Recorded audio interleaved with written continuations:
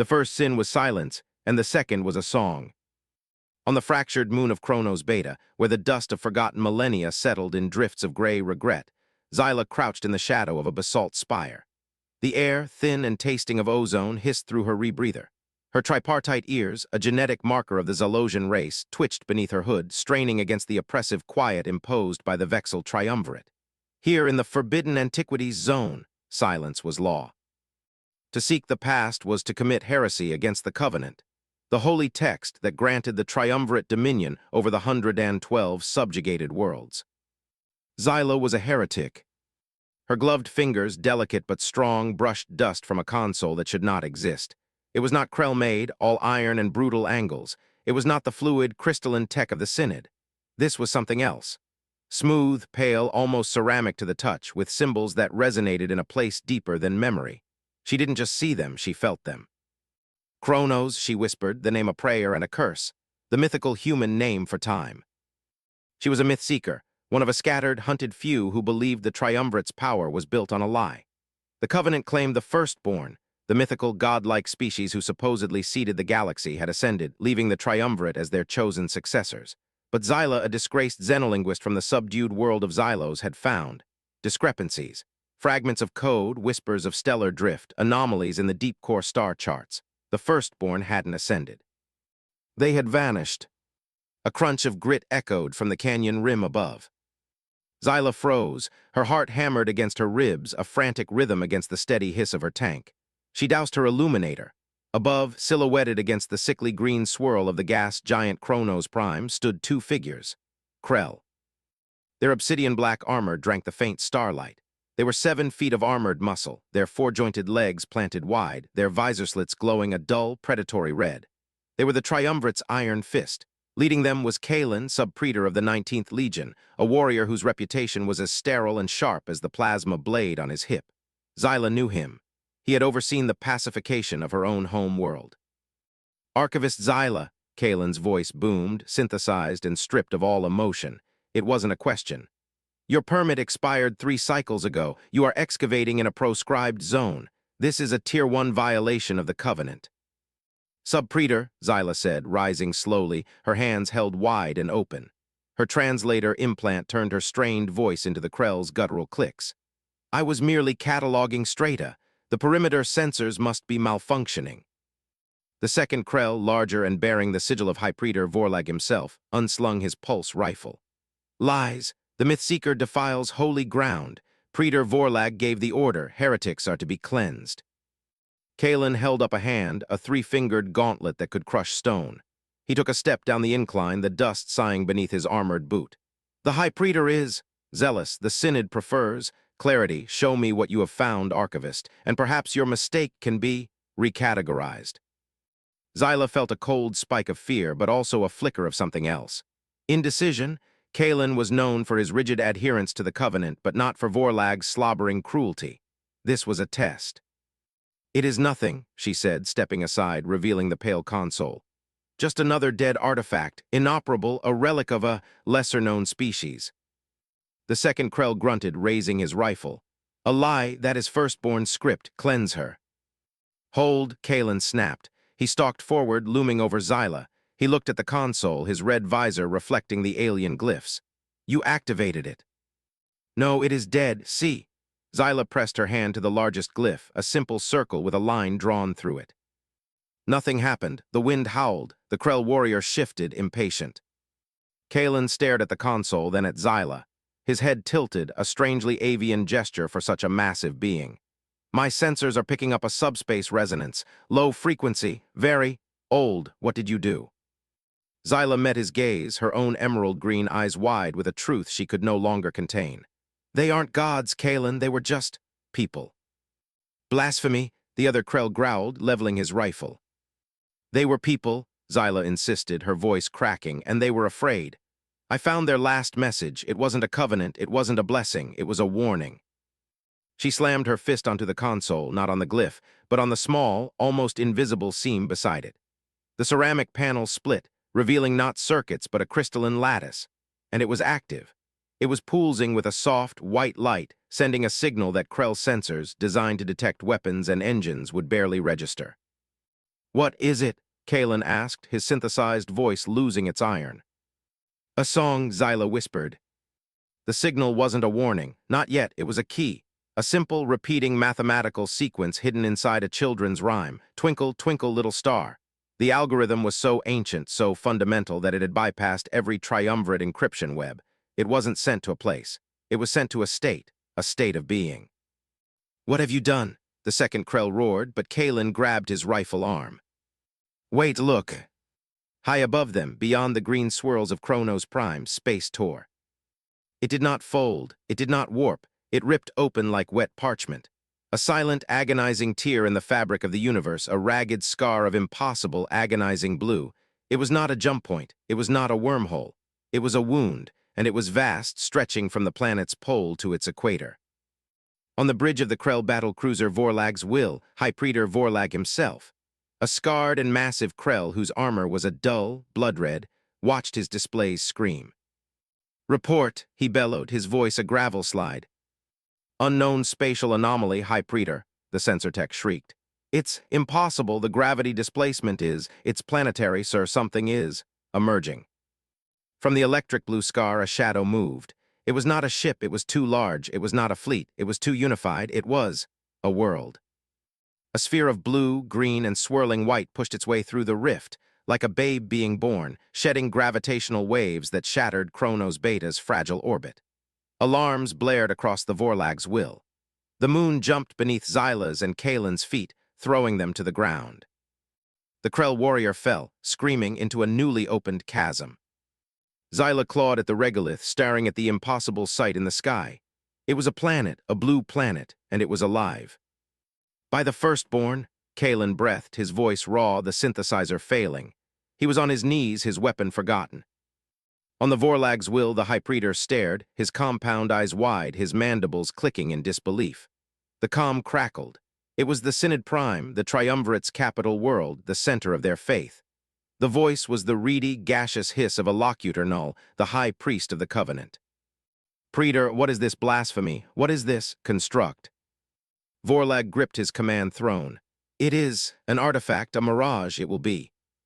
"High Praetor," the comms officer interrupted, his voice trembling.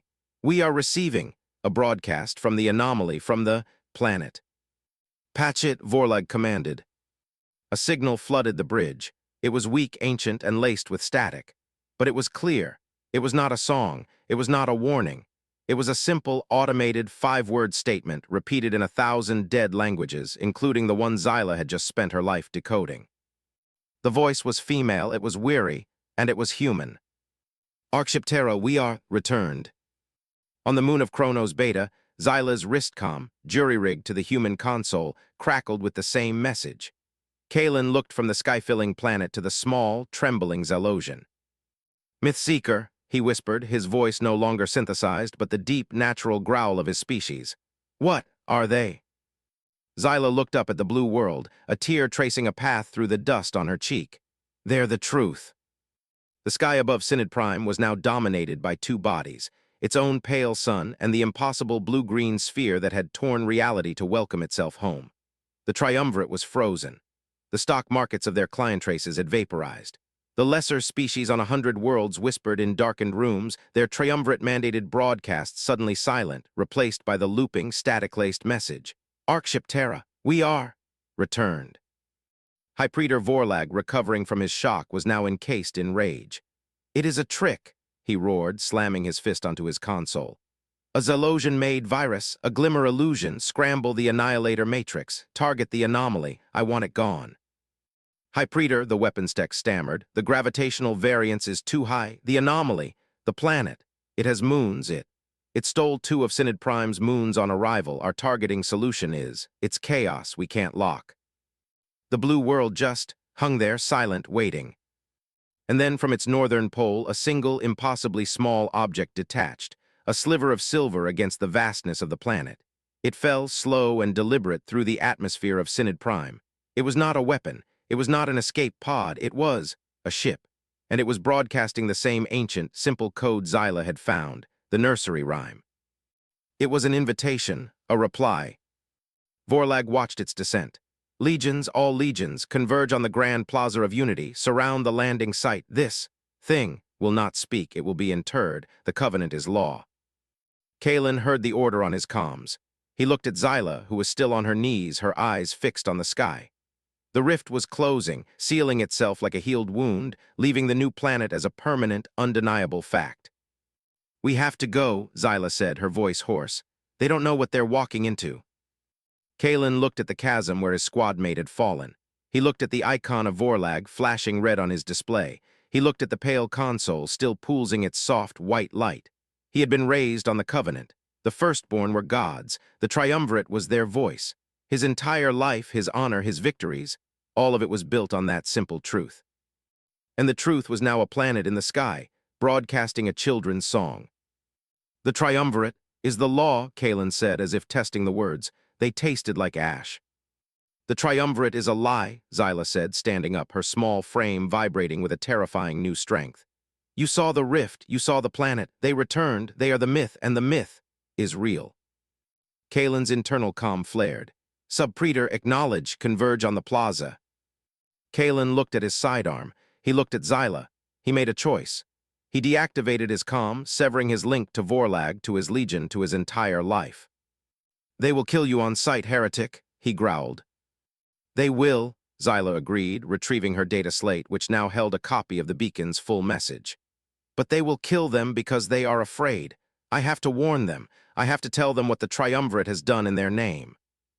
"You will not make it out of the canyon," Kalen stated. "Vorlag's patrols are already hunting you." "I know." Kalen let out a heavy sigh, a plume of steam from his suit's vents. He powered down his plasma blade and clipped it back to his hip. "Then you will need an escort." He offered his massive, three-fingered gauntlet.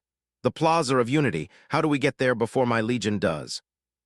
Xyla stared at the hand, stunned. You would defy the Covenant, you a Krell." "The Covenant," Kalen said, his red visor turning to gaze at the silver ship now descending through the clouds of Synod Prime, "was a text. That," he pointed to the sky planet, "is a fact. Facts are stubborn." He pulled her to her feet. "My transport is hidden in the eastern spire. It's fast, but if we are seen." "We won't be," Xyla said. She pointed to the ground. "You think I've only been digging for myths? I've been mapping the triumvirate's sewer systems." A grim approximation of a smile tugged at Kalen's mandibles, hidden beneath his helmet. "Heresy and sanitation. You are a complex species, Xylosian." "You have no idea," she replied, and together, one a 7-foot soldier of a broken faith, the other a 3-foot seeker of a vindicated truth. They ran into the darkness, away from the past, and toward the impossible, terrifying future that was at that very moment landing in the heart of the triumvirate's power. The Grand Plaza of Unity on Synod Prime was a monument to oppressive symmetry. A vast, 10-square-kilometer plate of polished obsidian, it was designed to make the individual feel infinitesimal. At its center rose the Covenant spire, a needle of black metal that scratched the sky, its peak glowing with the captured energy of a microstar. It was here the triumvirate broadcast its dogma to the subjugated stars. Today, it was a landing pad. The silver ship descended without sound. No thunder of re-entry, no roar of chemical thrust. It simply fell, displacing the air with a soft, chromatic shimmer, as if gravity were a suggestion it was politely declining. It hung, suspended 100 feet above the plaza, a perfect teardrop of mirrored alloy, reflecting the horrified, upturned faces of the Krell legions gathering below. High Praetor Vorlag stood at the fore, his red armor a splash of blood against the black stone. Beside him, floating in a containment field of crackling energy, was a locutor null. The Allocutor was a being of the Synod, a species that had long ago abandoned physical form. He was a column of swirling, sentient, violet gas, his face a collection of shifting lights within his containment suit. He was the mind of the triumvirate where Vorlag was its fist. "It is small," Vorlag grunted, his hand resting on the hilt of his massive power maul. "An insignificant scout." "Do not be deceived, Praetor," Allocutor Null's voice hissed, a sound of dry leaves and static. "The ant can carry the plague. Its silence is arrogance. It must be purged." The silver ship landed, a whisper of displaced air. The landing struts, impossibly slender, unfolded like a blossom, touching the obsidian without a tremor. A seamless section of the hull dilated, retracting with organic grace, a circular doorway opening. A ramp extended, stopping an inch above the plaza floor. For a long moment, nothing. The plaza was choked with 10,000 Krell, their pulse rifles aimed. The silence was absolute. Then figures. 3 of them, they walked down the ramp, their forms hidden in sleek white environment suits that seemed to flow like liquid. They were small, shockingly small, Xylosian-sized. They stopped at the bottom of the ramp. "They mock us," Vorlag growled. "They send children." "The Covenant warned of the deceiver," Allocutor Null hissed. "The myth form that mimics life to test our faith. Hold, Praetor, let us see the shape of this lie." The central figure raised its hands, palms out. It was the universal gesture of peace, so ancient the Krell had forgotten it. The figure reached up to its helmet. There was a click and a hiss. The figure pulled the helmet free. A gasp rippled through the Krell ranks. It was not a Xylosian, not a Pell, not Caridian. It was the face from the forbidden carvings, the face from the holiest, most secret Covenant texts. Soft skin, forward-facing eyes, a spray of fine, dark fiber on its head. A human.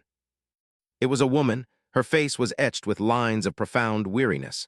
Her dark eyes, the color of the void, swept across the sea of weapons aimed at her. She was not afraid. She was disappointed. "I am Captain Eva Rostova," she said. Her voice was unamplified, yet it carried across the vast plaza a clear, strong contralto that cut through the oppressive air. Her language. It was the high triumvirate tongue spoken with a flawless, ancient accent, the accent of the firstborn. "I am captain of the Arkship Terra. We have received your invitation." The invitation, Xyla's beacon, the nursery rhyme. Vorlag strode forward, his massive boots striking the stone like hammers. He stopped 10 feet from her, towering over her. "You are nothing," he spat, his translator turning the word into a percussive blast. "You are an abomination, a simulacrum sent to poison us. Surrender your vessel and your technology, and the triumvirate may grant you a swift disassembly." The human, Rostova, did not flinch. She simply looked at him. Her gaze was heavy. It was the look of a parent staring at a child in the midst of a terrible, destructive tantrum. "We have no technology you would understand," Rostova said, her voice calm. "And we are not here to surrender, we are here to confirm we have been away for a very long time, 50,000 standard cycles." "Lies," Vorlag roared. "The firstborn ascended, they left us the Covenant, they left us the mandate to bring order to the chaos. You are a heresy made manifest." "The Covenant?" Rostova asked. She glanced at Allocutor Null, who pulsed a brighter, angrier violet. "Is that what you call it, the Chronos Protocols?" The name struck Allocutor Null like a physical blow. His gaseous form recoiled, swirling violently within his suit. You dare speak the high name." "It is not a high name," said the second human, a man with sharp features and hair the color of sand, stepping forward to stand beside Rostova. He pulled off his helmet. "Jace Reed, first officer. The Chronos Protocols were not a mandate, they were a quarantine buoy." The third human, a woman with skin like polished wood, removed her helmet. "Sub-Commander Liana, and a distress call." Rostova held up a small, silver data slate.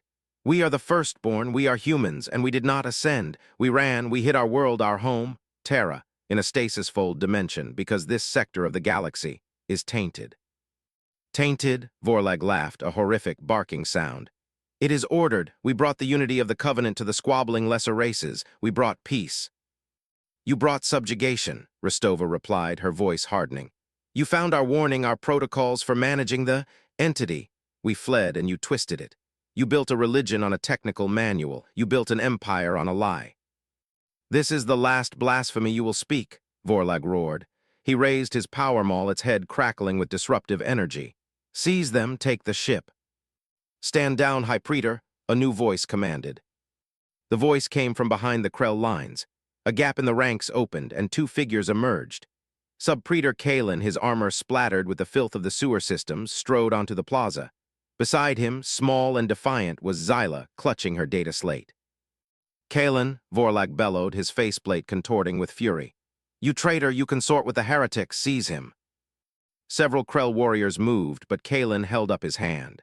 "Hold, brothers, I have served the Covenant for 80 cycles. I have cleansed worlds in its name, but today, I have seen the truth." He pointed not at the humans, but at Xyla. "This heretic did not find a weapon, she found a key, the beacon she activated. It was the all-clear signal, the one the humans were waiting for, the signal that the taint, the enemy, was gone." Rostova's eyes widened. She looked at Xyla with a sudden, piercing intensity. The shade, is it gone? Did you defeat it? Zyla looked confused. Shade, I don't know that word, the beacon. It was a simple sequence, it was a song, I just amplified it. She knows nothing, Allocutor Null shrieked, his voice climbing to a painful frequency. This is all a trick, Praetor, cleanse them all. Vorlag needed no more convincing. He let out a battle roar and charged, his maul raised high, aimed directly at Captain Rostova. What happened next defied Krell physics. Rostova didn't move. Jace Reed, her first officer, simply stepped in front of her. He didn't raise a weapon, he didn't brace for impact, he just lifted his hand. Vorlag's 2-ton armored form, moving at 40 kilometers per hour, stopped. He was frozen in mid-stride, his maul a foot from Jace's face. The Praetor's body vibrated, his armor groaning under an impossible strain, but he was held fast, suspended by an unseen force. Jace Reed tilted his head. Kinetic stabilization, he said, as if to a student. A lesser species taught us. You generate a field that matches an object's velocity but in the opposite vector. Simple, effective. With a flick of his wrist, Jace pushed.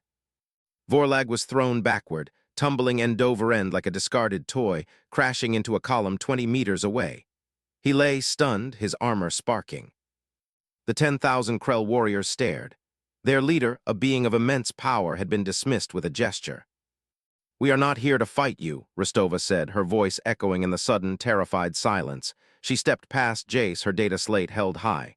We are here to save you, but you have made it difficult. She tapped her slate. A beam of light shot from it, striking the black surface of the Covenant spire. The spire, the Triumvirate's holiest object, flickered and became a screen. An image appeared. It was the real Kronos protocol, the real Covenant, and it was playing, Rostova's voiceover translating the ancient, technical human script. This is not a mandate, her voice echoed across the plaza and simultaneously across the Triumvirate's entire broadcast network, overriding every channel. It is a warning. Protocol 7 Delta, the Shade, a sentient technophage, a consumer of energy and consciousness. It does not conquer, it erases. The image showed a star chart, a dark spreading, stain, moving from the galaxy's edge. We did not ascend, Rostova's voice continued, as visuals of human ships fleeing a dark, swirling chaos filled the spire. We ran, we contained our world, we left beacons, like the one on Kronos Beta, set to trigger an all-clear only when the Shade's energy signature had been absent from this quadrant for 1,000 cycles. Zyla stared at Kalen. An all-clear, my God, Kalen, my beacon. It told them it was safe to come back. Kalen's blood ran cold. He looked at Rostova. Captain, the Shade, what does it look like? It has no form, Jace Reed said, his eyes scanning the Krell, his hand still raised. It is a shadow, a hunger, a silence that spreads. Why? Allocutor Null was vibrating, his containment suit cracking with energy. Lies, DCPTONS, it is a test. The Covenant is order. Kalen, Zyla said, her voice a terrified whisper grabbing his arm. The lesser worlds, the ones that have gone, silent, the quarantine zones Vorlag established in the outer rim, the anomalous energy suppression fields, the ones maintained by the Synod. Kalen, they aren't quarantine zones, they're feeding grounds. Kalen's massive frame went rigid. The truth, horrific and absolute, settled on him. The Triumvirate knew, the Synod knew.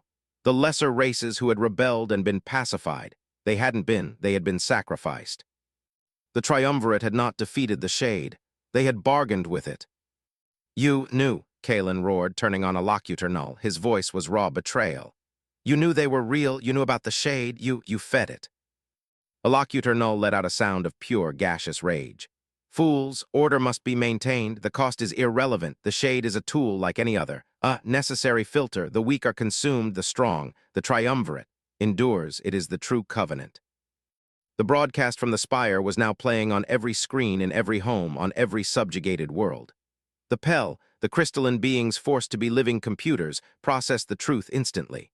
The Caridians, the aquatic miners of the gas giants, heard it in their pressurized domes.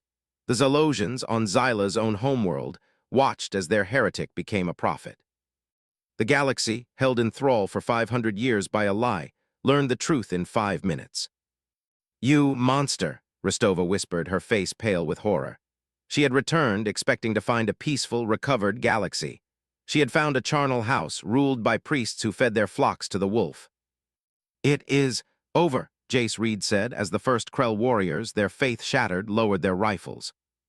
No, High Praetor Vorlag's voice crackled. He was on his feet, his armor dented, his maul gone, but his calm was active.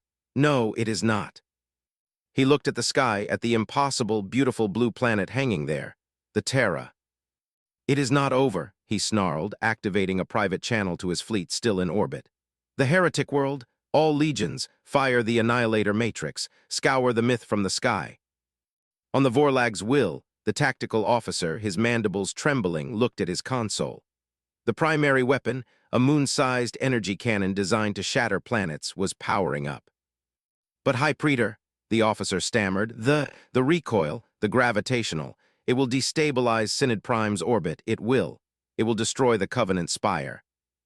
A new spire can be built, Vorlag roared for all the plaza to hear. A new faith can be forged, but that thing in our sky, it cannot be allowed to be fire. Jace Reed's face went white. Captain, they're going to fire on the Terra. The Ark ship, Rostova breathed, her horror turning to cold fury.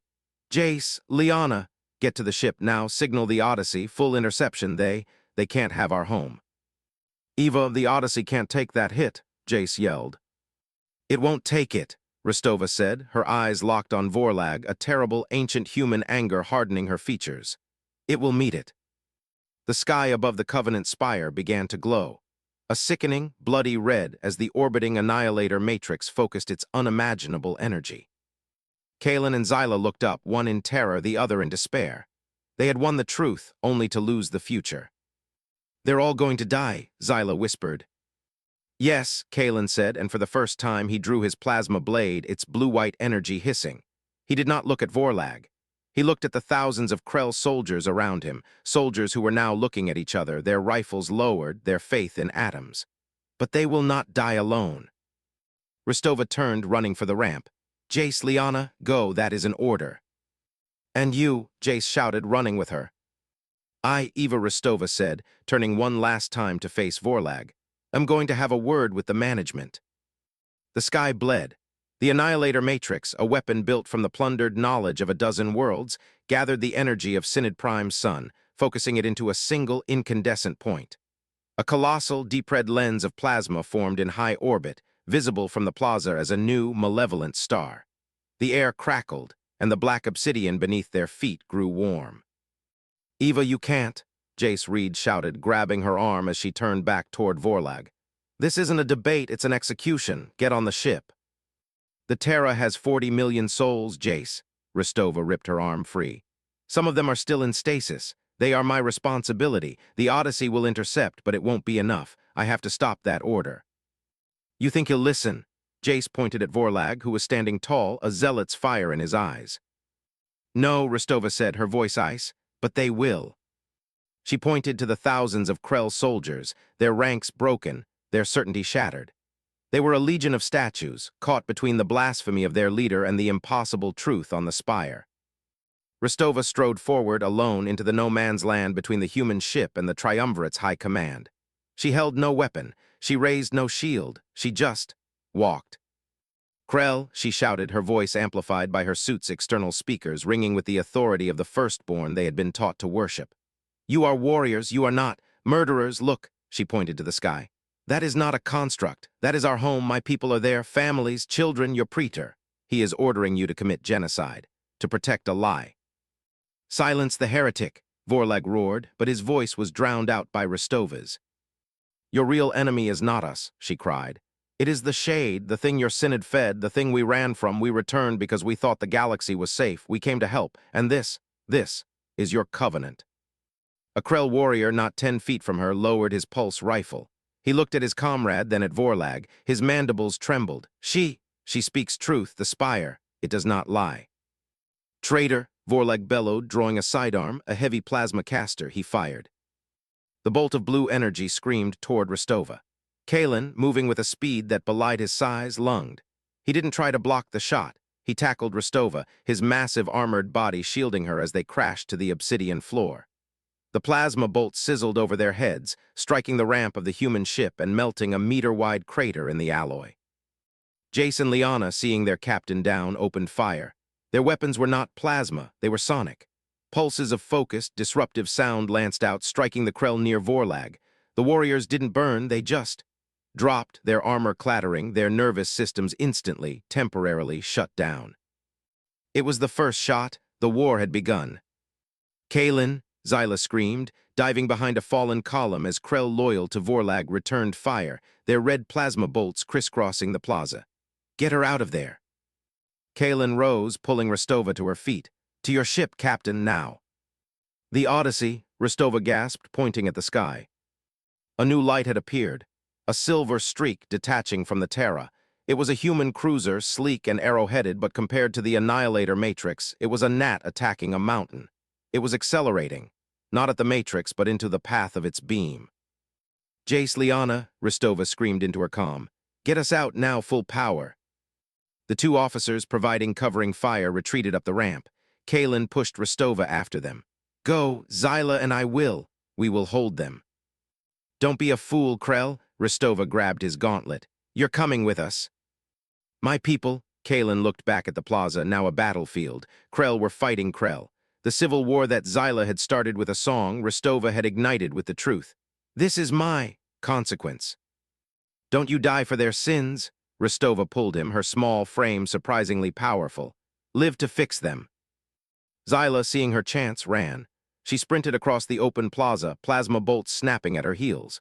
She leaped onto the ramp just as it began to retract. Kaelin, his decision made, bounded after her, his massive boots striking sparks from the metal. He tumbled into the airlock, his armor crashing against the bulkhead just as the circular door sealed. The silver teardrop ship lifted. Plasma fire splashed harmlessly against its mirrored hull, which rippled like water, dissipating the energy. Vorlag watched it rise, his face a mask of incandescent fury. You cannot escape, you cannot hide, fire, fire the Matrix. High Praetor, the orbital command screamed in his ear. The target is, it is too small, it is. Fleeing, the Matrix is locked on the planet. Then let it burn, Vorlag roared. In orbit, the colossal red lens pulsed. The beam was unleashed. It was not a beam. It was a river of stellar fire, a torrent of energy so vast it defied physics, leaping from the Matrix toward the blue, undefended Terra. And the Odyssey met it. The small human cruiser, its engines glowing white-hot, didn't try to block. It detonated. Its stasis-fold core, the very engine that had brought them across 50,000 years, was overloaded. It exploded not with light, but with absence. A sphere of pure, localized spatial distortion. The Annihilator beam struck the distortion, and bent. The universe screamed. The colossal river of energy, warped by the Odyssey's sacrificial death, was deflected. It was not stopped, it was diverted. It grazed the Terra. On the bridge of Rostova's scout ship, the Truthseeker, the viewscreen showed their home. The beam, still a kilometer wide, sliced across the planet's southern ocean. 1 billion tons of water vaporized instantly. The planet shuddered, a tectonic plate cracking under the thermal shock. A scar, white-hot and visible from space, was carved across the blue. The atmosphere ignited, a plume of superheated steam and fire erupting into the void. Rostova fell to her knees, her voice a strangled cry. No, no, no, Allegria, the southern continent, the stasis pods. The Terra was alive, but it was wounded horribly. Captain, Jace said, his voice hollow, his hands white on the console. We have massive casualties, the atmospheric breach, the energy wave, it's catastrophic. The Odyssey was gone, vaporized every soul. Kaelin watched, his chest tight. He had seen worlds cleansed, he had given the orders, but this was different. This was not war, this was spite. Vorlag, Kaelin whispered, clenching his fists. What is that? Zyla pointed at the viewscreen. On Synod Prime, the Krell were staring at the sky, at the scarred planet. But they were also looking at the Covenant spire. Illocutor Null, the gaseous Synod priest, was floating above the battlefield. His containment suit was crackling, not with anger, but with power. He did not stop the broadcast, Zyla realized. He let it play. He wanted the galaxy to see this. He is not a priest, Rostova said, her voice dead, her eyes fixed on the image of her burning world. He is an opportunist. He's culling the herd. Illocutor Null's voice suddenly boomed across the plaza, overriding Vorlag's. Behold the gods of the heretics, weak, fleeing, they return not as saviors, but as targets. Their truth has brought us only fire. The Krell who had been fighting each other stopped. They looked at the burning planet. They looked at their plasma-scarred plaza. They looked at the human ship, small and distant. The Praetor's zeal was unfortunate, Allocutor Null hissed, his form swirling. But his instinct was pure, the triumvirate, the synod. We are your only shield, this chaos, this pain. This is what the humans offer. Their return is not a blessing. It is the final test. Vorlag, confused, looked at the synod leader. Allocutor, what are you? High Praetor, Allocutor Null said, his voice dropping to a new, cold level of command. You have served your purpose. You have united the Krell in a new forged hatred. You are a symbol, and symbols are best when they are martyrs. A containment beam, the same kind that held Allocutor Null's form, shot from the spire. It was not blue. It was black. It struck High Praetor Vorlag. The massive Krell did not even have time to scream. His armor, his body, his very atoms imploded. He was not killed, he was deleted. A collective gasp went up from the Krell. High Praetor Vorlag, murdered by the human heretics. Allocutor Null's voice thundered, a perfect instant lie. They have struck down our fist, they have scarred our world. Avenge him, avenge the Covenant. On the Truthseeker, Jace Reed slammed his fist into his console. He's reframing it. He's turning us into the monsters. He used Vorlag to fire the weapon and then blamed us for the chaos. He's a synod, Zyla said, her blood cold. They don't think like us. They don't care about truth. They care about narrative. The narrative is their power. And he just created the perfect one, Kalen growled. A galaxy in terror, a wounded god, a martyred leader, the Krell. They will believe him. They will all believe him. On the ground, the Krell legions, their confusion burned away by the sight of Vorlag's murder, and the attack on their planet raised their rifles as one. A single, unified roar of 10,000 warriors echoed across the plaza. It was not a sound of faith. It was a sound of pure, undiluted hate. Captain Liana said, her station pinging. The Triumvirate's fleet, it's all of it. They're FTL jumping from every quadrant. They're converging on us, on Terra. Ristova looked at her scarred home world. The Terra was an ark, not a battleship. It had a handful of escorts. The Triumvirate had thousands of cruisers. The Odyssey was gone. They were defenseless. This is their deed, Ristova whispered, the full, crushing weight of it landing on her. It wasn't just the lie, it wasn't just the sacrifices. This is their deed. They used our return, our hope, to unify their broken empire. They needed us. They needed a new devil. Captain Jay said, his voice tight. The fleet, they'll be here in minutes. Zyla, Ristova said, turning to the archivist. Her eyes were hollow, but a spark of cold resilience was returning. You said the Triumvirate was feeding the shade, sacrificing worlds. Yes, Zyla said, in the outer rim, the quarantine zones. Kalen, Ristova said, turning to the Krell. The Triumvirate, all its power, the Annihilator Matrix, the Spire, where does it come from, that much energy? It has to have a single source. Kalen's head snapped up. His eyes, visible behind his now cracked visor, widened. The Nexus, it's forbidden, holy ground even for the Synod. It's a station, a perpetual energy well.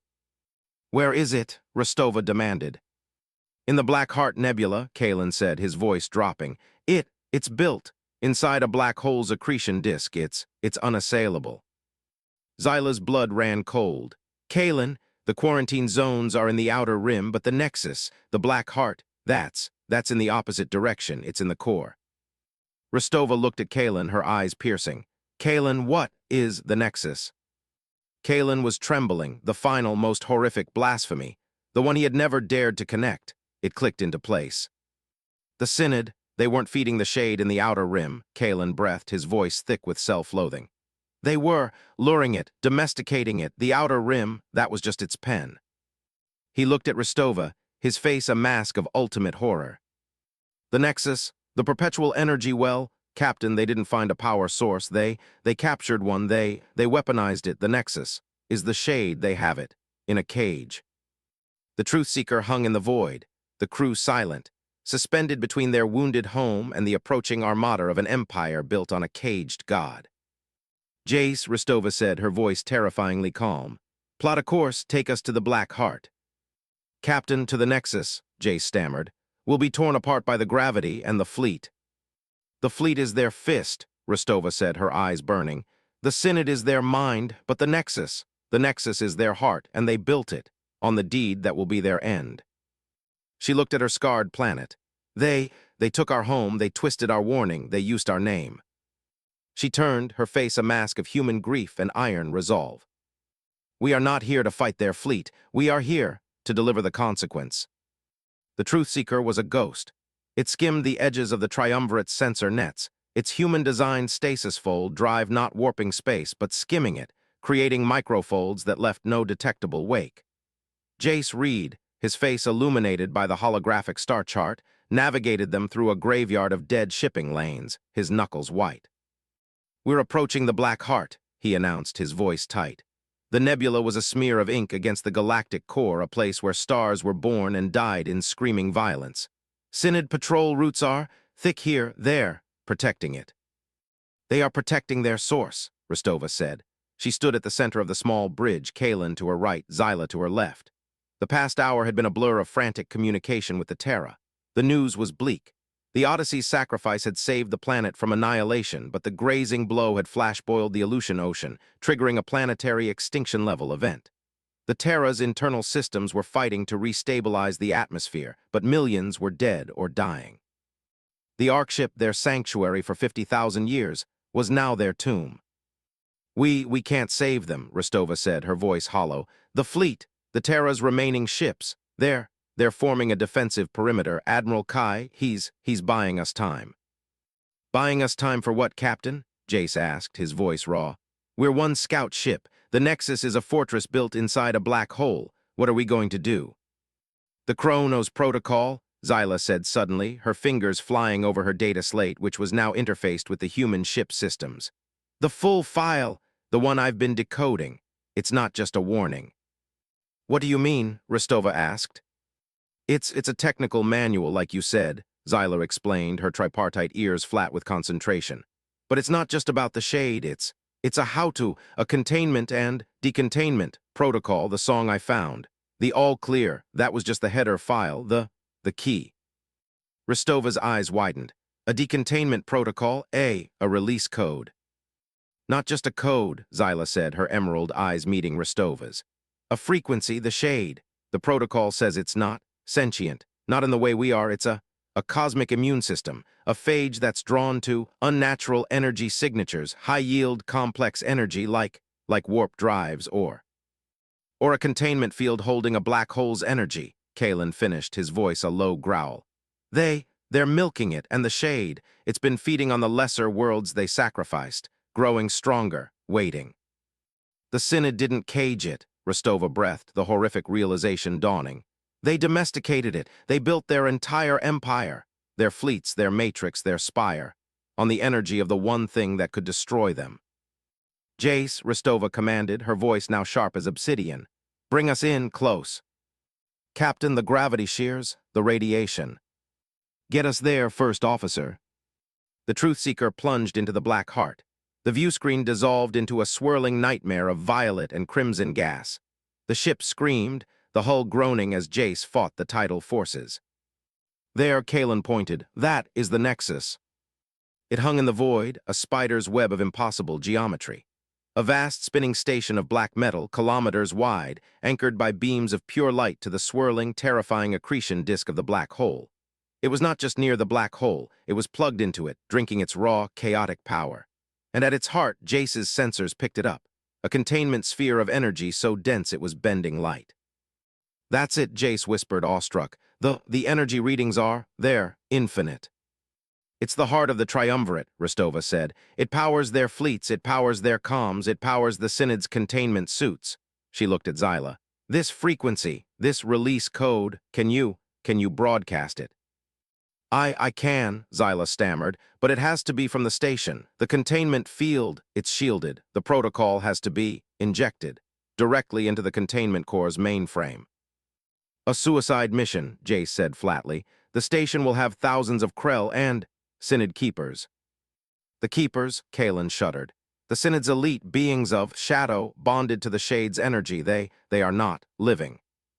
"We are not going to fight them," Rostova said. "We are one ship, but the Triumvirate has a weakness that we don't." "What weakness?" Jace asked. "Dogma," Kaelin said, understanding her instantly. The Nexus is the holiest place in the galaxy. It is. Inviolate, no one, not even Vorlag, was allowed to approach without Synod permission. Their defenses, they are external. They are designed to keep people out. They would never expect an internal attack. How do we get in? Ristova asked. Kalen pointed to a section of the spinning station. The choir, it's a waste heat vent. The station has to bleed its thermal overload. They vent superheated plasma, spiritual cleansing. They call it. It's on a cycle, a 10-minute cycle. We have one chance between vents. Jace, can you fly us into a plasma vent? Ristova asked. Jace Reed looked at the spinning, gravitational nightmare of a station. He looked at his console. He closed his eyes, took a breath, and opened them. It's possible, but the Truth Seeker, she won't survive the exit. It's a one-way trip. Then it's a one-way trip, Ristova said. Liana, she said, turning to the sub-commander, who had been silent, her hands flying over the sensor controls. Captain, Liana said, her voice trembling, the Triumvirate fleet, it's arrived at Terra there. They're engaging Admiral Kai, the Terra. Its shields are failing, they're boarding it. Ristova's face hardened into a mask of pure agony. She closed her eyes. Kai, 40 million souls. When she opened them, the grief was gone, replaced by a terrible, cold fire. Jace, get us in, Liana. Prepare to overload this ship's core. Once we're inside, I want maximum distraction. Kalen, Zyla, you're with me. We're going to the containment core. Captain, Kalen said, I must be the one, the controls. They will be Krelltech. I am the only one who can interface. We all go, Ristova said. No one gets left behind, not again. The Truth Seeker plunged toward the Nexus. It dodged automated defense turrets, the kinetic shields Jace had used on Vorlag now straining to deflect gigawatts of plasma fire. The vent is opening, Jace yelled. It's dumping its plasma now. A river of pure white-hot fire erupted from the station's side. The Truth Seeker rocked, its shields screaming. The cycle is 30 seconds, not 10 minutes, Kalen roared, checking his own Krell-issued intel. They lied to us. Hang on, Jace screamed. He angled the ship, diving past the vent, and performed an impossible maneuver.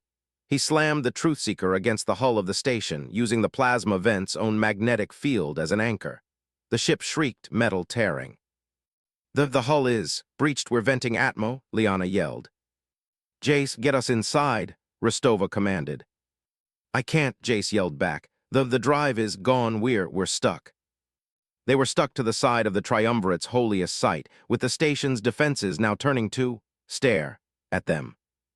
Then we do it. From here, Zyla said, her fingers flying. The ship's comms, they're fried, but Kalen, your armor, its comm system, its Krelltech, it might handshake with the station's internal net. It's a chance, Kalen said, but the encryption, it's Synod level.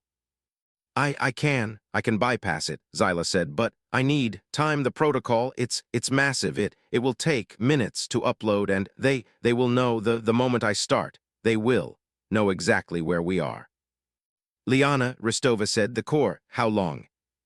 It's unstable, Captain, Liana said, her voice shaking.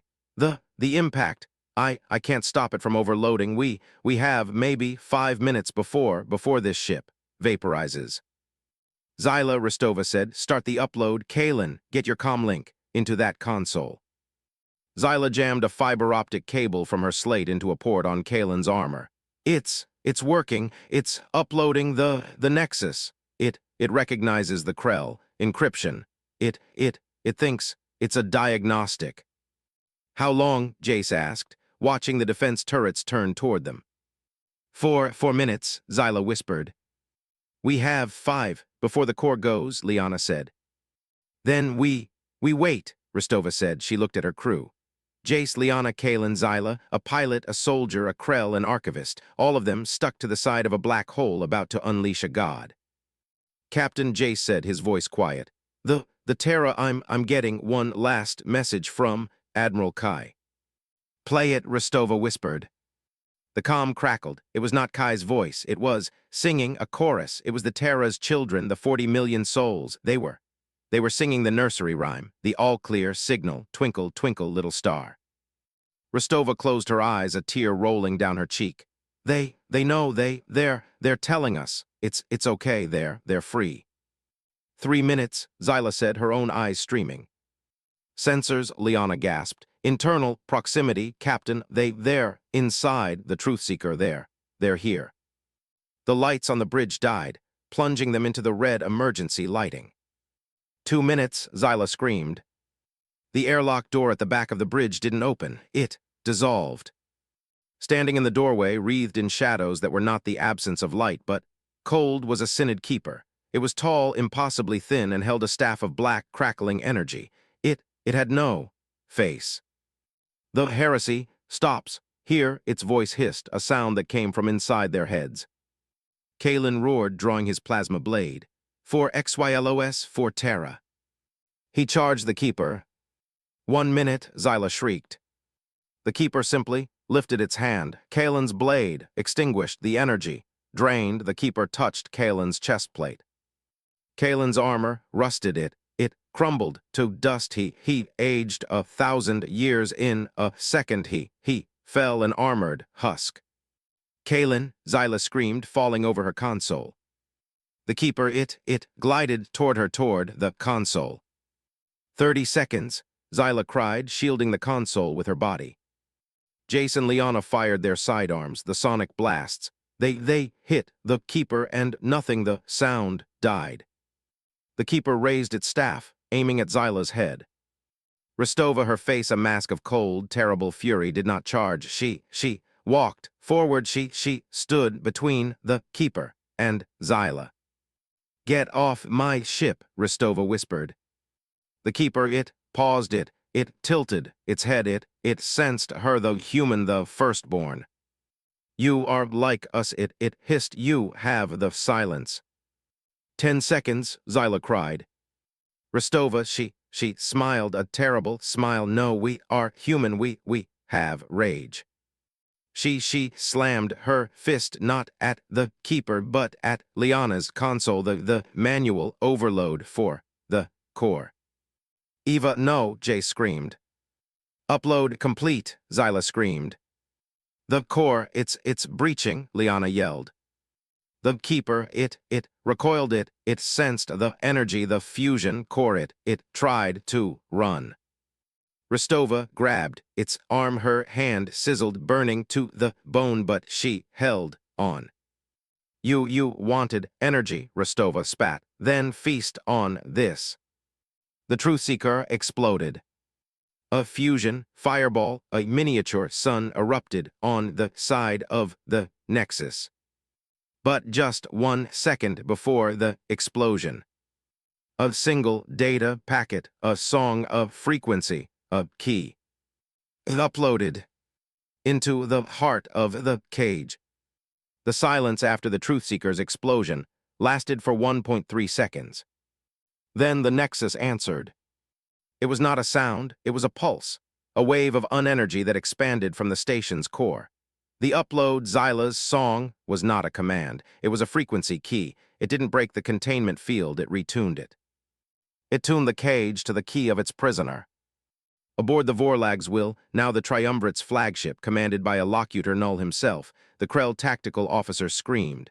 Illocutor, the Nexus, it's failing.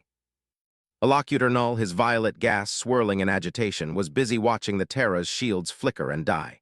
His boarding parties were storming the human ark, meeting resistance not of weapons, but of people. Humans in civilian clothes, fighting with tools, with scavenged metal, with their bare hands, dying in droves to protect the stasis bays. It was inefficient. It was messy. The Nexus is stable, Illocutor Null hissed, annoyed by the interruption. The heretic ship, it self-destructed, a pathetic gesture. No, the officer shrieked, tearing off his helmet, his compound eyes wide with terror.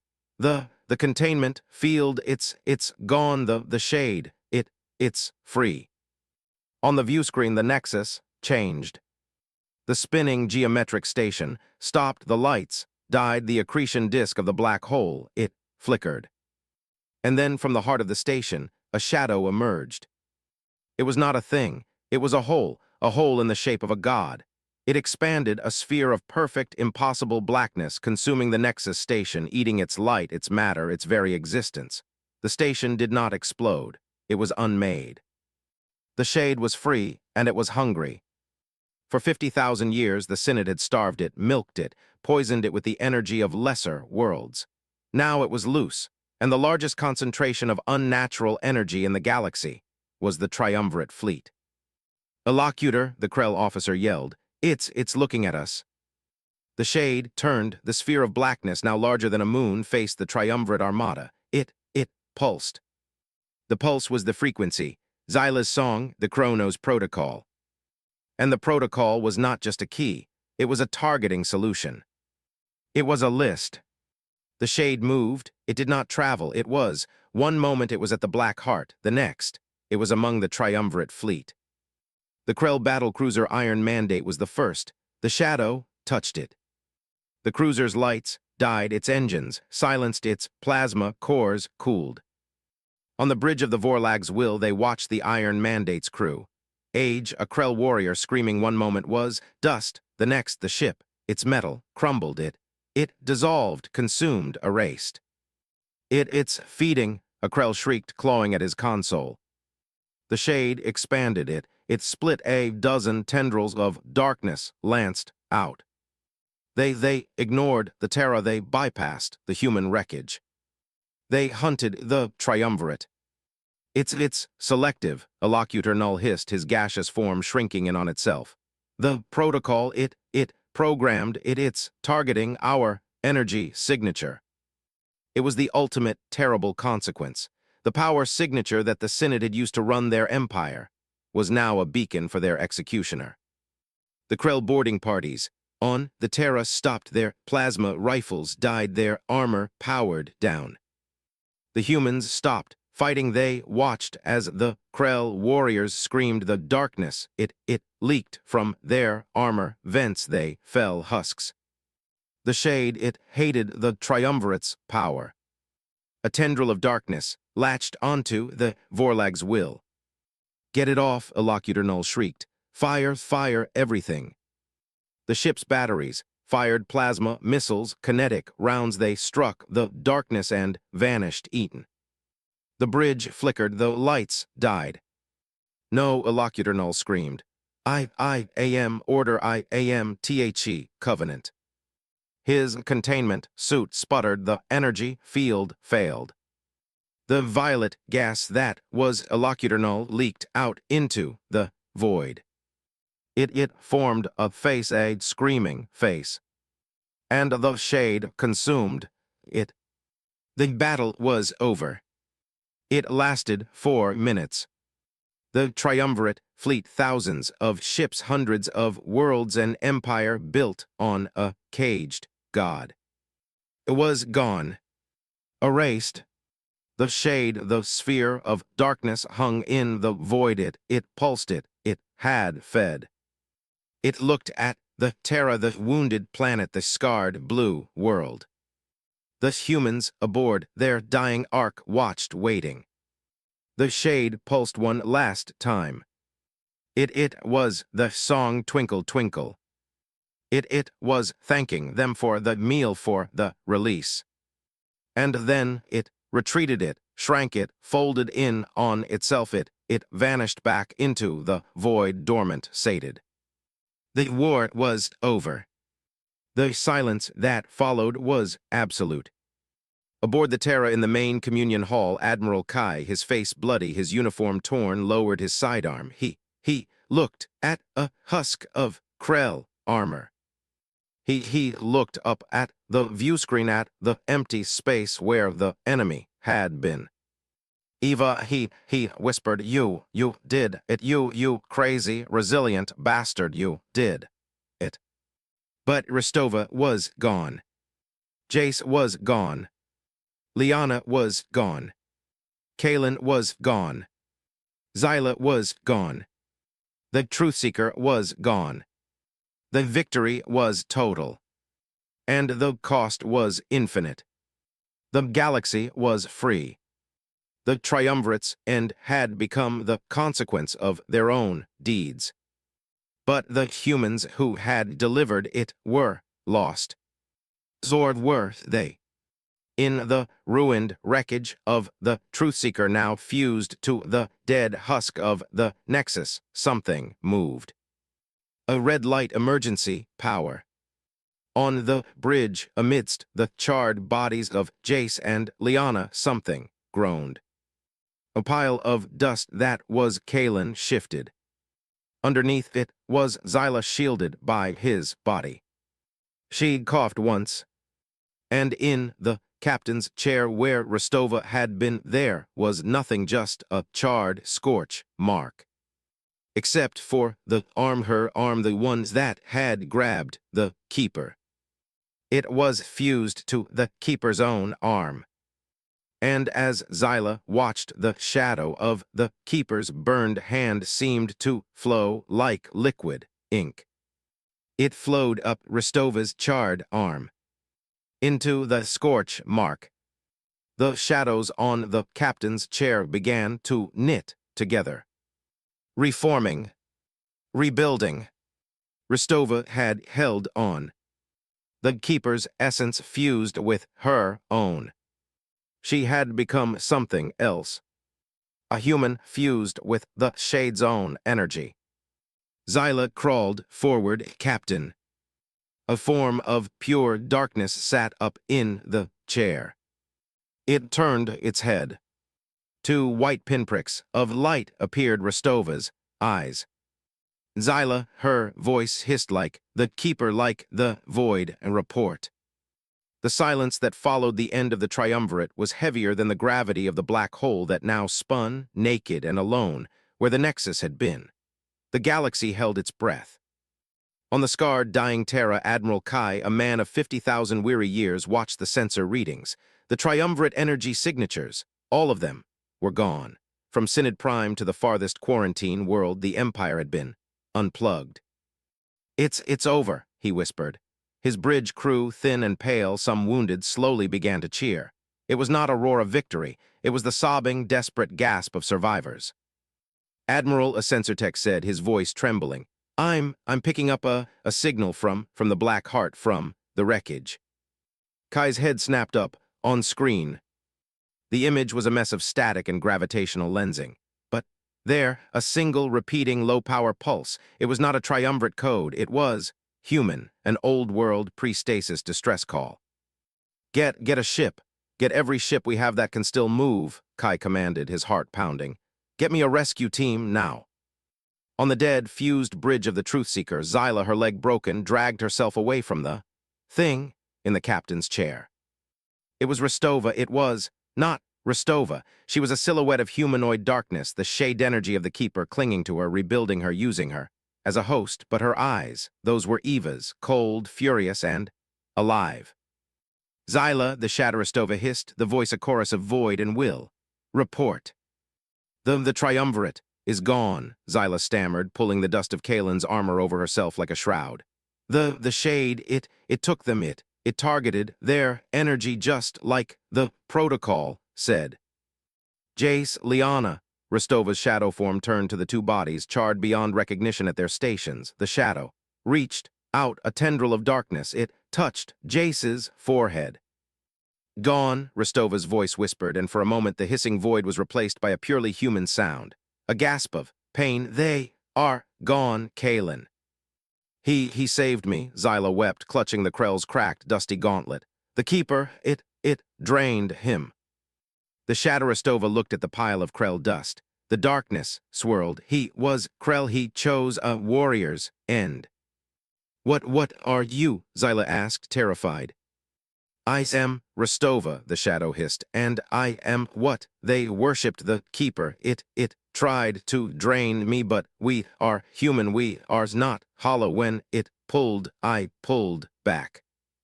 It stood. The shadow form was unstable, flickering, but solid. The shade, it is part of me. Now the void, the hunger, I can feel it. I can feel everything. It ate the Synod Vorlag, all of them. There lies their fear.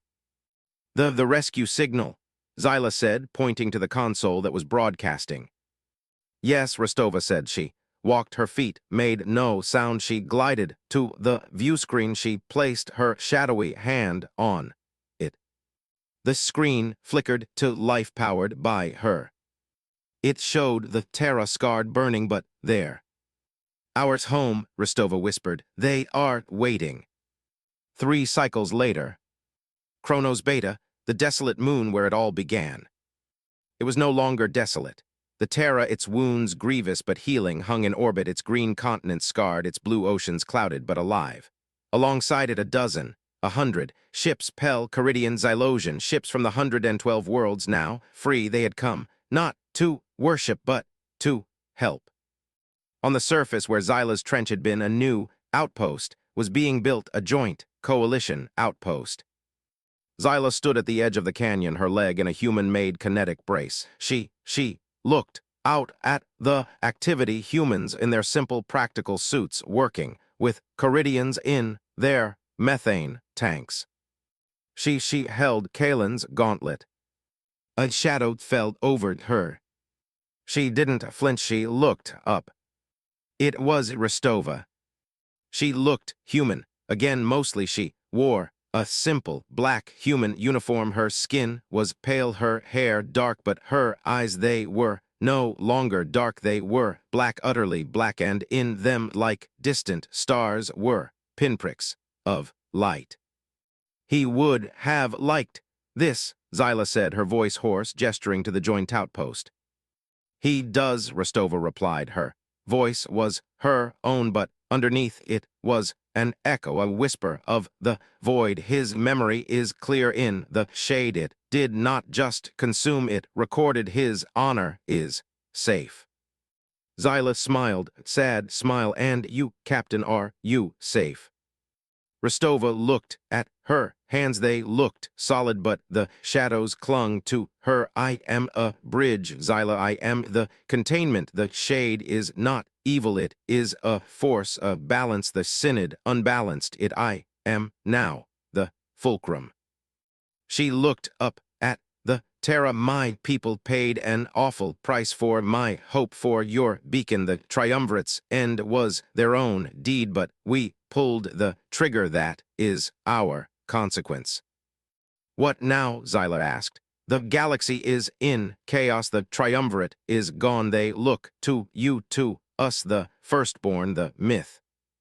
We will not be their myths, Rostova said, her voice hard. We will not be their gods. That is the lie that started this. We will be what we always were, survivors. She stepped to the edge of the canyon. She looked out at the galaxy.